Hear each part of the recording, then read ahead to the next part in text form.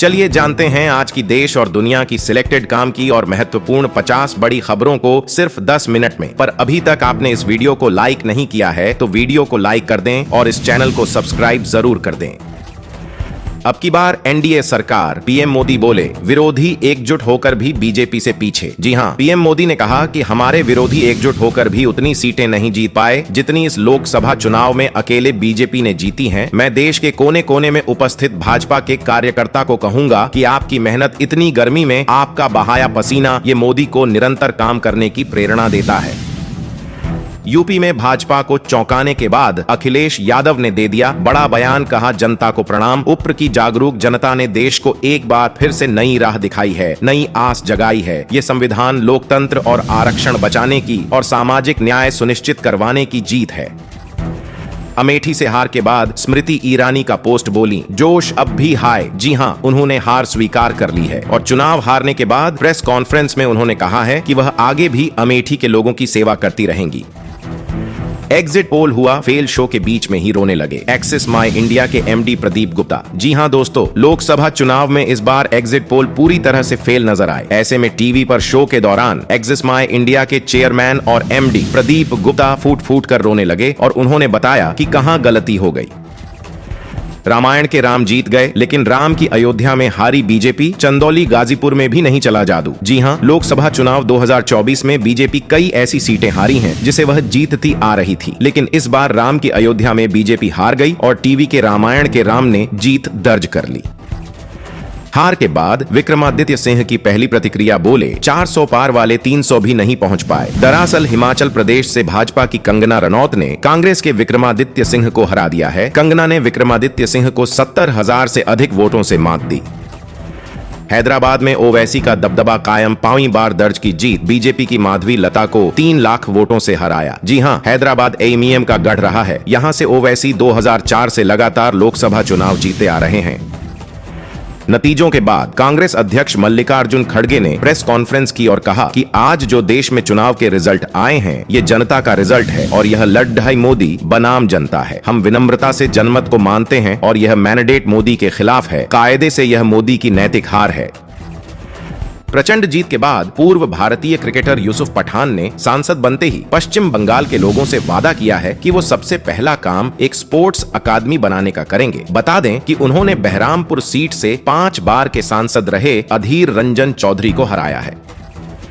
चुनाव परिणाम आने के बाद से ही नीतीश कुमार को लेकर खूब चर्चा हो रही थी कि क्या वो पलटी तो नहीं मार लेंगे। हालांकि अब ऐसा होता नहीं दिख रहा है। जदयू के पटना कार्यालय से साफ हो गया है कि नीतीश मोदी साथ साथ हैं। जदयू एनडीए के साथ रहेगा और मोदी के नेतृत्व में एनडीए मजबूत सरकार बनने जा रही है।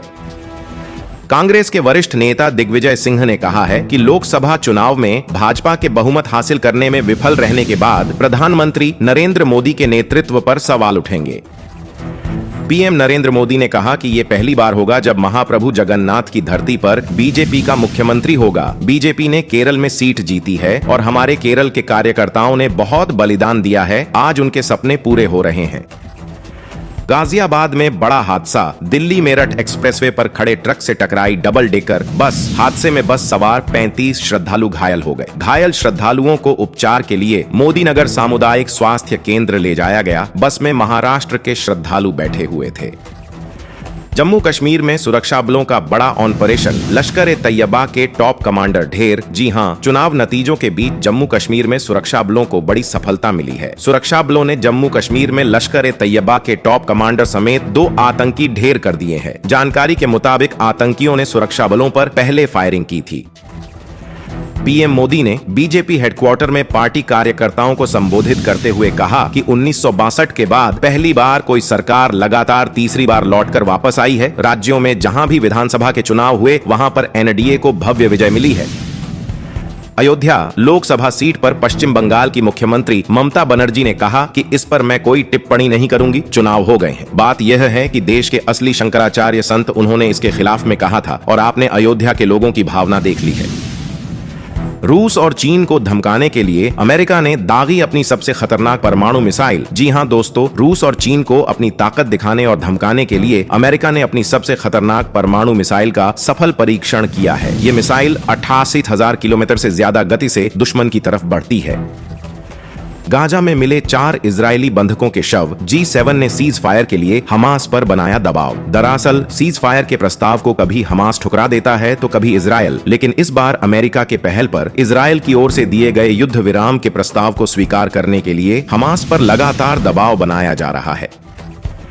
पाकिस्तान के बलूचिस्तान प्रांत की राजधानी क्वेटा के बाहर संजादी कोयला खदान में सोमवार को दम घुटने से कम 11 श्रमिकों की मौत हो गई। प्रांत के मुख्य खान निरीक्षक अब्दुल घानी ने पुष्टि की कि खदान में घातक मीथेन गैस के कारण यह हादसा हुआ। यह है दुनिया का सबसे बड़ा विमान कब्रिस्तान, जहां सालों से कूड़े की तरह खड़े हैं 4000 हवाई जहाज। जी हां दोस्तों, दुनिया में हवाई जहाज का कब्रिस्तान भी है। अमेरिका के अरिजोना के टक्सन में एक ऐसी जगह है जहां कबाड़ हो चुके हवाई जहाजों को लाकर दफना दिया जाता है। यहां करीब 4000 हवाई जहाज खड़े हुए हैं। चीन के रक्षा मंत्री डोंग ने रविवार को ताइवान को लेकर चेतावनी दी और कहा कि उनकी सेना ताइवान की स्वतंत्रता को बलपूर्वक रोकने के लिए तैयार है। डोंग ने कहा कि जो कोई भी ताइवान को चीन से अलग करने की हिम्मत करेगा, उसे टुकड़ों में कुचल दिया जाएगा और उसका विनाश होगा। अडानी ग्रुप ने ICICI बैंक के साथ मिलकर लॉन्च किया क्रेडिट कार्ड। जी हां, इस क्रेडिट कार्ड के जरिए यूजर्स को होटल बुकिंग, एयर टिकट और online train booking platform train man जैसी कई सुविधाएं मिलेंगी। बिहार में गर्मी से बेहाल शिक्षकों को राहत। शिक्षा विभाग का बड़ा फैसला, बदल गया स्कूल का समय। दरअसल शिक्षा विभाग ने शिक्षकों के स्कूल की टाइमिंग में बदलाव कर दिया है। नए आदेश के अनुसार शिक्षक सुबह 6 बजे स्कूल आएंगे और दोपहर 12 बजे तक स्कूल में रहेंगे। पहले शिक्षकों को दोपहर 1 तक स्कूल में रहना अनिवार्य था। भारतीय रिजर्व बैंक यानी RBI ने 3 जून को नियमों के उल्लंघन का हवाला देते हुए 2 कोऑपरेटिव बैंकों पर 75,000 का जुर्माना लगाया है। ये बैंक गुजरात में बावला नागरिक सहकारी बैंक और कर्नाटक में Ron Taluka primary teachers cooperative bank limited हैं। DU ने स्कूल ऑफ ओपन लर्निंग में अग्निवीरों के दाखिला लेने पर फीस में छूट का प्रावधान किया। स्कूल ऑफ ओपन लर्निंग में सोमवार से दाखिला प्रक्रिया शुरू हो गई है। पायल माघो ने बताया कि अग्निवीर, BSF, अर्ध सैनिक बल के मौजूदा जवान सहित सेवानिवृत्त सेना के कर्मचारियों के लिए 25 से 75 तक फीस में छूट का प्रावधान है। दोस्तों, देश और दुनिया की महत्वपूर्ण खबरों को रोज देखने के लिए इस चैनल को सब्सक्राइब जरूर कर देना।